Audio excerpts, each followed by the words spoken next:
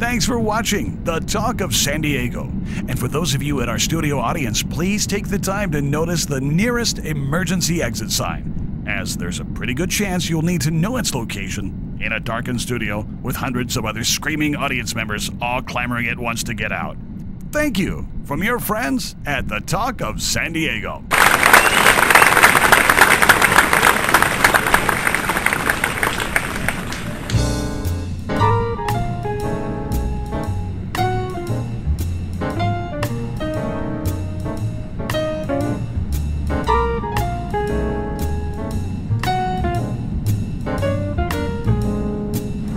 Hi, I'm Andrea, and I will be your host today on The Talk of San Diego, and I'm here with Alex Kudy, who is the Seaworld San Diego spokesperson, and she's going to talk to us today.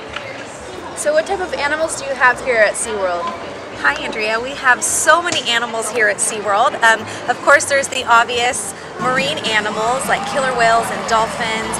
We have sea lions, seals, but we also have a variety of different animals. We have penguins and sharks and sea turtles, which people might not expect at SeaWorld. And we also have an entire area called Animal Connections. And those are animals that our guests actually get to interact with, and they come out on a daily basis. And those are animals like, let's see. We have legless lizards, we have a water monitor, we have some really cool animals like a porcupine. So animals that you wouldn't necessarily expect at SeaWorld, but that make great connections with our visitors every day. And how many patrons would you say a day come to SeaWorld? Well, it really depends on the day and the time of the year. June, July, and August, we have several million visitors that come just in those 3 months. In the off-season, in the wintertime, it's not as crowded. Our park hours are a little bit more minimal than they are during the summertime, but I would say on average several million visitors a year. That's amazing. Yeah, it's a lot of people. Do you get overwhelmed with how many people? It can be overwhelming. You know, sometimes when you come out on a busy summer day and you see all these people here, you just go, wow, like look at all these people that we're getting to educate and entertain and amaze every day. But it makes you want to come to work, right? It Seeing does. everyone? It's a really fun place to work and a really fun place to just share so much information with all these people. And if you had a nightmare, what animal would be starring in it? Basically, what animal are you most afraid of? Most afraid of? Well, the sharks are definitely pretty scary looking. I would probably say the sharks. We have this almost 60-foot acrylic viewing tube where you could actually go underwater and the sharks are swimming over you. How scary. So, yeah, they're definitely a little bit creepy, and we have like that creepy kind of Jaws music that plays in there. So that's perfect. I would say the sharks, yeah. And so just maybe an approximate, how many would you say that SeaWorld has saved over the years since it's been established? Yeah, our rescue and rehabilitation program on average rescues about 200 animals every year. Some years when we have like an El Nino, we've done up to 500 animals. So definitely over the many years that we've been rescuing animals up and down the coast, the West Coast, I would say hundreds of animals over the years. Thousands in fact, yeah.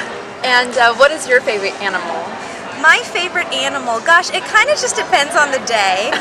There's a lot. I would say right now my favorite, we actually just rescued over the weekend 2 little sea lion pups that are less than 1 week old, and they're so adorable. They're being bottle fed.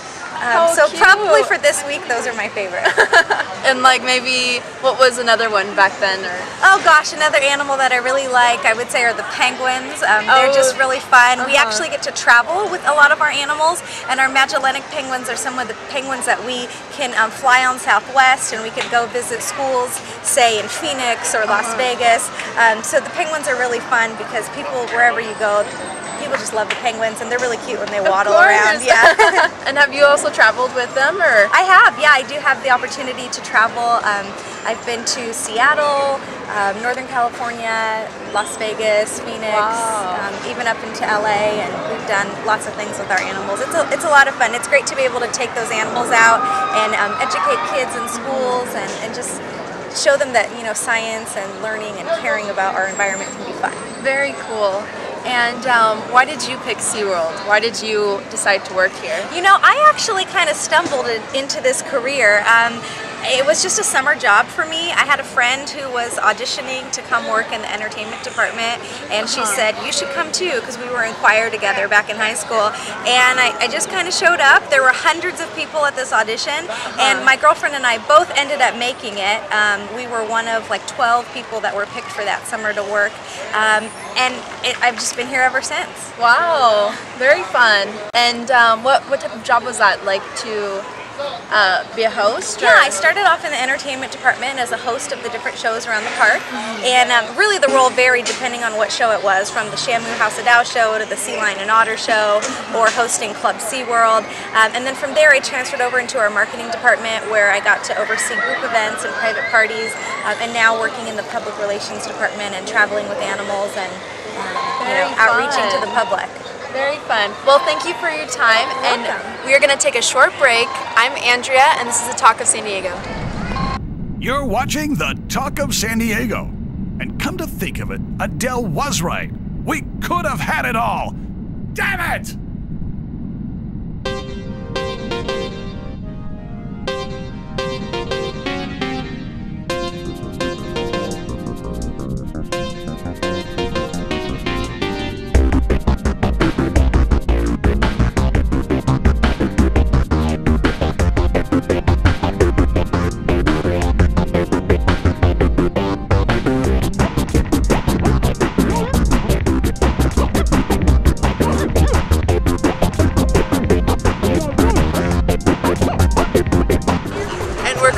Nearby the flamingos, which are also called the American flamingos.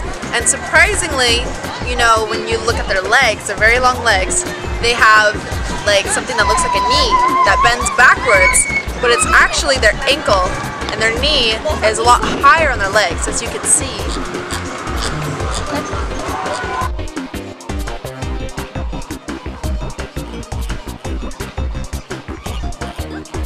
And we have sea lions and otters, and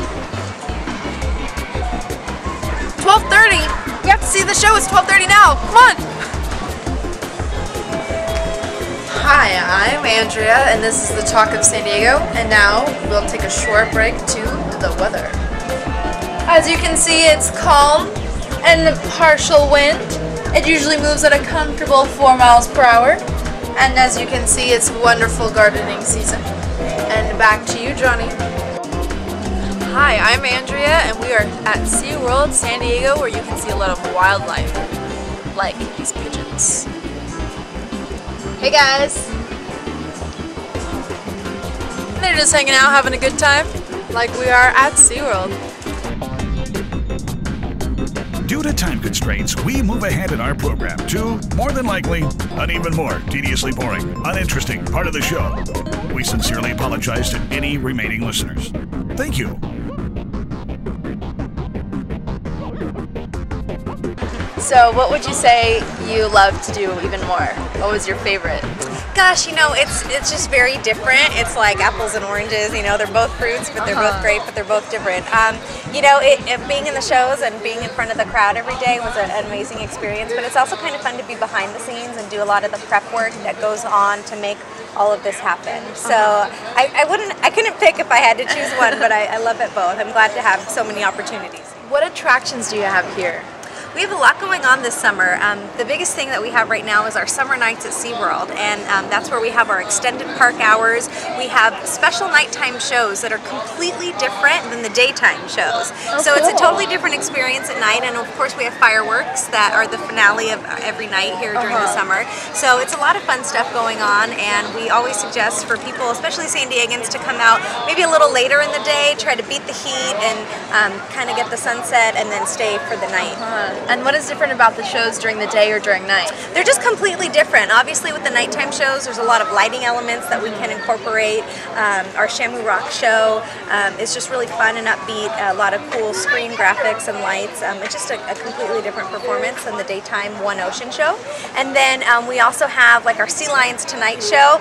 It's kind of a funny show that makes fun of all the other shows in the park. So it's like once you've spent your day at SeaWorld, it's a good time to just kind of laugh and make fun of some of the things that you might have seen during the day. Very cool. And do you have any new rides? We do. We have a very brand new ride that's called Manta, and it's actually a little bit more than a ride. It is a double launch roller coaster, which is the first for us, but it is also a 100,000-gallon ray aquarium. So it's an opportunity for guests to come and feed and touch and interact with rays. So we want you to feel like you're a ray on the roller coaster, like a manta, but then also get to touch and learn about the rays as well. Very cool. And what type of schooling or experience would the trainers need to have with handling the animals or training them? Yeah, our animal trainers have a variety of different backgrounds. Most of them have some kind of college degree in the life sciences, whether it's psychology, biology, marine biology, and then once they have that education, it's always great to have some other kind of animal experience, whether it's volunteering at like a local humane society or some kind of basic animal experience. And then they actually come in, the first thing they need to do is pass the swim test, which I would love to be an animal trainer, but I'm not a swimmer, so that was out for me. So it's a pretty extensive swim test. There's a lot of swimming, diving, and you got to be able to hold your breath for quite some time.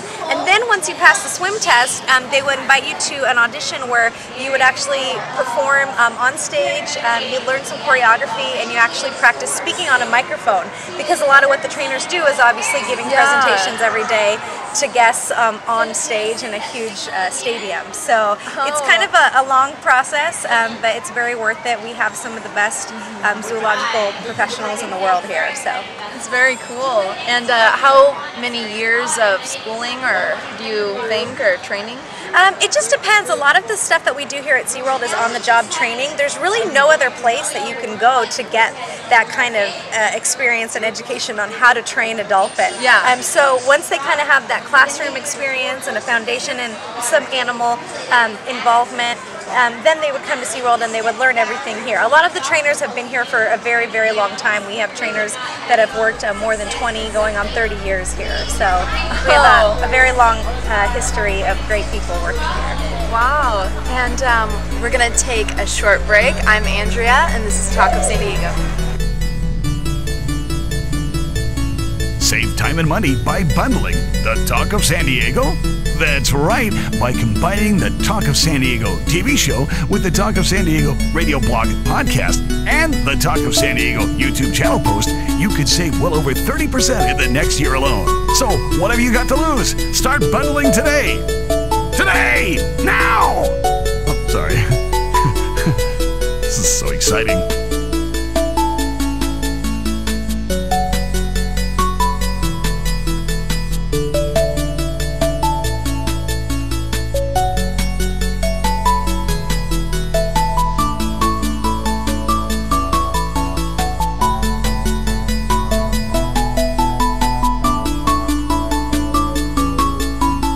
We're back. I'm Andrea, and this is the Talk of San Diego.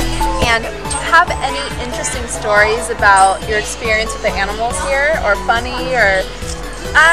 Gosh, there's definitely a lot of funny stuff that goes on every day. I would say the most fun parts, for example, in like a sea lion and otter show, I think the audience loves it when the animals are being asked to do, which does happen. You know, all of our training is positive reinforcement. All of the animals participate in the shows because they want to. So it's kind of funny to see when an animal doesn't necessarily want to do something, and that's totally fine. Yeah, you know, it's fine with us. We want it to be fun for the audience and fun for the animals. So I think kind of those little things, you know, you try so hard to rehearse and make a great show, but it's the unexpected things, and it's how the trainers react and the audience react that makes it real fun. And it's real, you know, it happens. And do the trainers get annoyed that the animals don't? No, not at all. No, it's fun. It keeps them on their toes too. It's always something different. Oh, yeah. You can never really go into a show and anticipate that it's going to be the same way that you've done it before. It's always different. Yeah, and that sounds like so much fun. And would you say that the lifespan is longer for animals that live here than wildlife? Yeah, our animals have really great health care, and we have a wonderful veterinary team. They're all checked and monitored on a regular basis, so they get routine blood tests, they get teeth cleanings, and because they're under the care of these people all the time, we can definitely see when things you know, maybe require medical attention. So because of that great veterinary care, they're living a lot longer here than they would out in the wild. Obviously, they don't have to worry about hunting for food and predators like they would there. So we are seeing great success, and we're also having great success with animals giving birth here at SeaWorld. And we have really successful breeding programs. So animals are not only thriving and doing well, but reproducing and creating some offspring. That's wonderful. And would you say that in general, how can we as a population help the wildlife, or how can we help to protect them? Well, that's one of the things that we hope to do here at SeaWorld. We want to give guests this not only amazing entertainment experience, but we hope that we can educate everyone while they're here on what we can do to protect the ocean. Our turtle reef exhibit is a great example. Sea turtles are threatened and endangered because a lot of times plastic bags will get into the ocean, and those sea turtles will think that they're jellyfish. And so when they ingest those plastic bags, it could potentially kill them. So we hope by, you know, having these great exhibits and these great shows that people are inspired. So when they go home, you know, they'll recycle, they'll maybe turn off the water when they're brushing their teeth, and all these little things that really can make a huge impact. And of course, some people go, you know, even way above and beyond that and start beach cleanups and do bigger efforts. So that's definitely our mission, and we hope to inspire people every day. Wow. Well, you inspired me. Thanks. And will we get to see around here? Yes, yeah. Listen, enough of the talking. Let's go have some fun around SeaWorld. I'm going to introduce you to some friends. We're going to go check out Manta. We're going to check out our rescue and rehabilitation program. Sounds great. I'm so excited. Very cool, and thank you for speaking with us. And we're going to check around here. I'm Andrea, and this is the Talk of San Diego, and we're going to just be right back. We get to see all of SeaWorld. Step your watch. Time to sit back and let the clouds drift by, and let all of us here at the Talk of San Diego take your troubles away. Ah, yes, troubles gone. Bye-bye. The Talk of San Diego, now available at all Save Right, Zippies, and Crisco Drugs. Also available in pill form.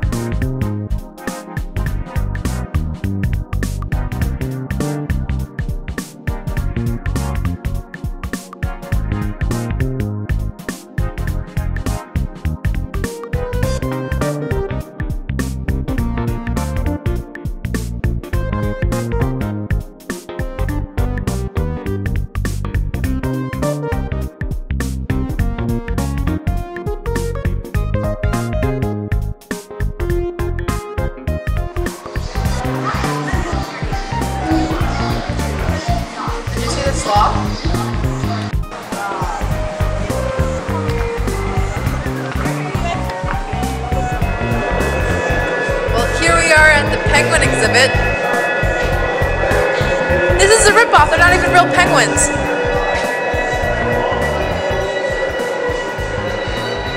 Cardboard. Hi, I'm Andrea, and this is the Talk of San Diego, and we're back, and this is Krista, and she is a Aquarist from SeaWorld. Hi!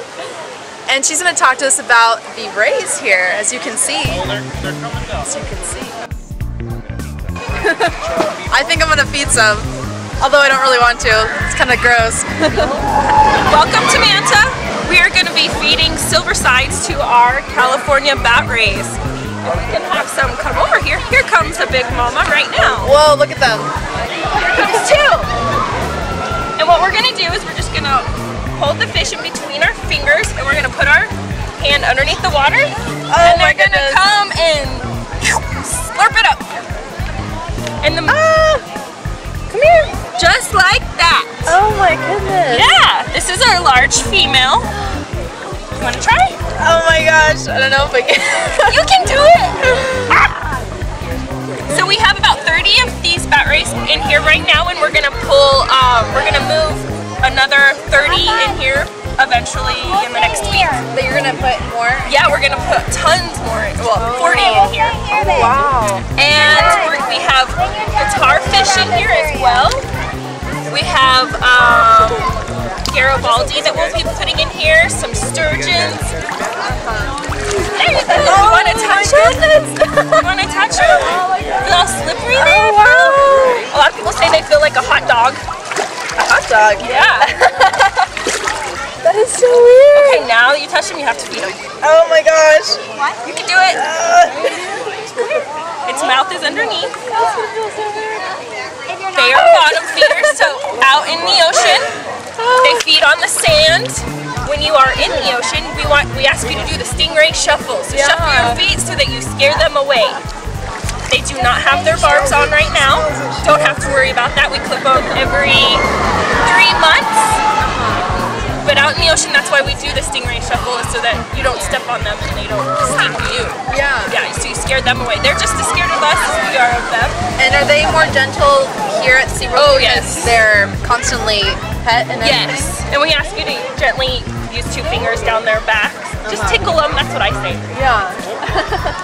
Like the little kids like to slap and everything. Yeah. This is one's, that a baby? I would say this one's probably about 5 years old. This one's probably about maybe 10 to 15 years old. Wow. We also have males in here.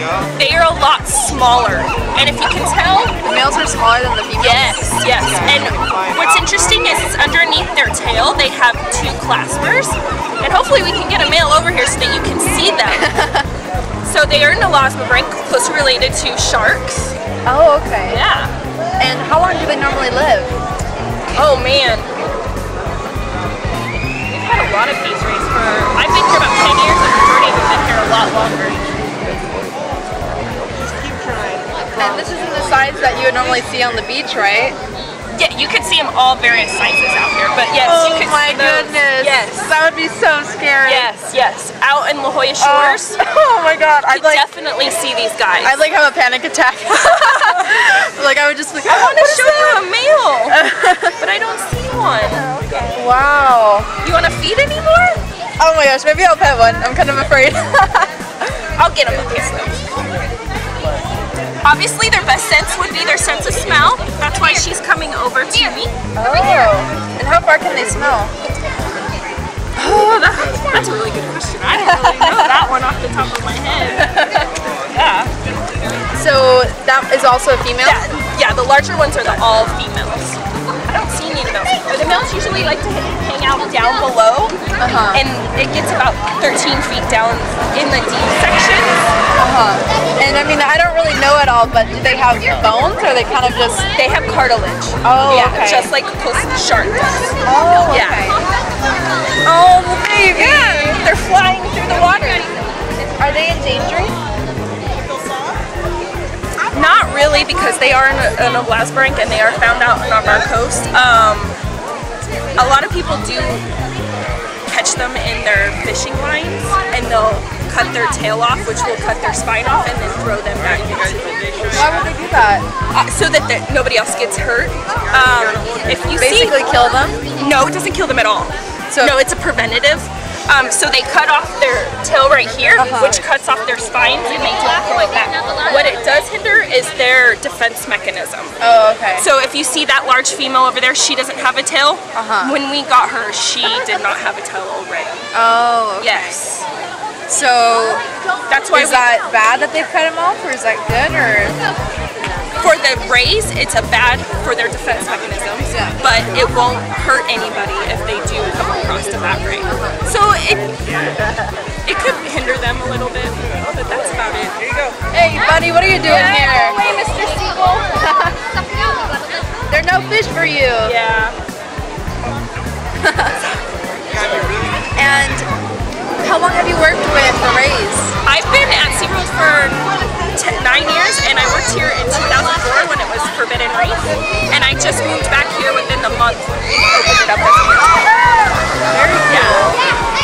So this facility, it was down for 18 months with all the construction and with the roller coaster, and we opened it up on May 26th, and so we added water about a month prior to get it going with all the water chemistry, and then 2 weeks after that we added in batteries.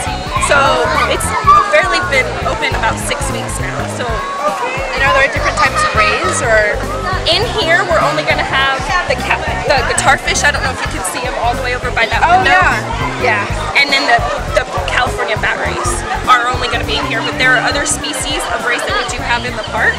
We have a southern, we have round rays, which are a southern rays are over at Shark Encounter, and then our JTA will have some new cow nose rays starting in 2 weeks, and we'll be switching it to a warm water exhibit. And this is a cold water exhibit, which is 60 degrees and below. And seawater. Yes, ocean water. Exactly. And how often do they have babies, or how many do they normally have? They have a live birth. They could have 2 or 3 at a time, and they come out like a rolled taco, rolled burrito. They have them yearly. Their gestation is probably 9 months to a year. And how you could tell a female may be pregnant is her back portion gets a little extended, but it's really difficult to see until it actually happens. And do other types of rays, would they have problems with if they were all mixed? If they were in like the same tank, or? Not, it depends on the warm water and cold water species, but usually they will not be found. I mean, they could be found together. They probably won't even harm one another or even acknowledge one another. Yeah. So like with the California bat rays, you will not put them with the cow nose or the southerns because of the water temperatures. The southerns and the cow nose are found off your coast of Florida, which is what we're getting over at Journey to Atlantis, and these are found off of our coast here in California. And are these the biggest rays? Or Yeah. they're even Well, bigger? there's even bigger, which southerns can get about 8 feet wingspan. Oh my goodness. Our largest here is probably 4 to 5 feet wingspan, but they could get up to 6 feet. And weigh almost between 50 to about 75 pounds. Oh my gosh. That'd be so scary if you're in the beach and you just see one of those. Yeah, well they'll probably move away before you even notice it. Oh, okay. So They don't. They're silly. In the mornings when we come in about 6 o'clock, there will be all 20 of them just sitting right here sleeping. Or like down below, if you guys go down below. together? Yeah. Down below, it's like they're their own little pod. Wow. Wow. And thank you very much. Oh, you're welcome so much. Thank you for coming and visiting us. Thank you. And we'll take a short break. This is Andrea in the Talk of San Diego. Hi, I'm Andrea, and aren't we having a blast here at SeaWorld? I know I am. Well, we can't put it all into one episode, of course, so stay tuned for part 2.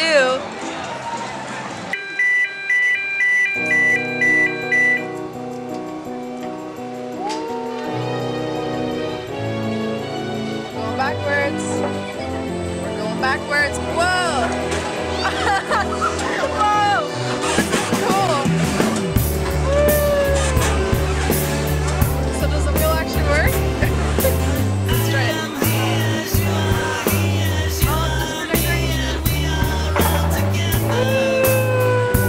Now we're really high.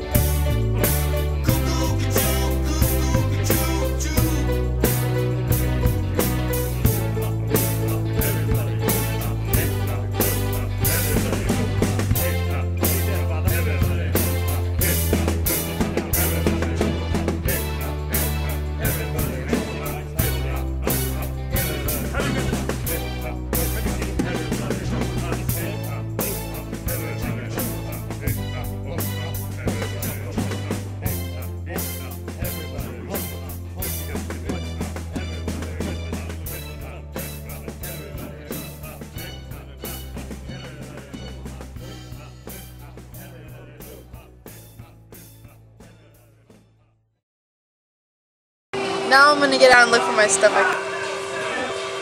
Where is it?